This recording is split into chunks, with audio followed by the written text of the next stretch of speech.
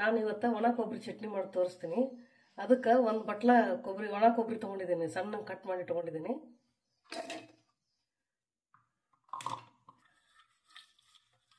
ಒಂದು ಗಡ್ಡೆ ಬೆಳ್ಳುಳ್ಳಿ ತೊಗೊಂಡಿದ್ದೀನಿ. ಸಿಪ್ಪೆ ಸುಲಿದಿಲ್ಲ, ಹಾಗೆ ಹಾಕಬೇಕು. ಉಪ್ಪು ರುಚಿಗೆ ತಕ್ಕಷ್ಟು.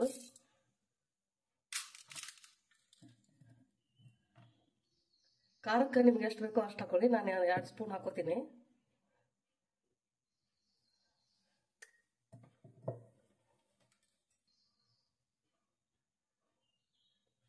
ಸ್ವಲ್ಪ ಜೀರಿಗೆ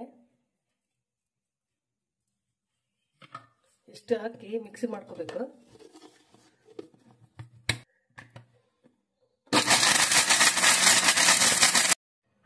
ಇವಾಗ ಚಟ್ನಿ ರೆಡಿ ಆಗಿದೆ ನೋಡಿ, ಈ ಥರ ಬರುತ್ತೆ. ಇದಕ್ಕೆ ನೀರು ಏನು ಹಾಕಬಾರ್ದು, ಹಾಗೆ ರುಬ್ಬಿಟ್ಕೊಂಡ್ರೆ. ಫ್ರಿಜ್ಜಲ್ಲಿ ಇಟ್ಕೊಂಡ್ರೆ 1 ತಿಂಗಳಾದ್ರೆ ಏನಾಗಲ್ಲ. ಹೊರಗಡೆ ಇಟ್ಟರೆ ಸ್ವಲ್ಪ ಬೇಗ ಕೆಡುತ್ತೆ, ಬೆಳ್ಳುಳ್ಳಿ ಹಾಕಿರ್ತೀವಲ್ಲ ಅದಕ್ಕೆ. ನಿಮ್ಗೆ ಇಷ್ಟ ಆದ್ರೆ ಲೈಕ್ ಮಾಡಿ, ಸಬ್ಸ್ಕ್ರೈಬ್ ಆಗಿ ನಮ್ಮ ಚಾನಲ್ಗೆ.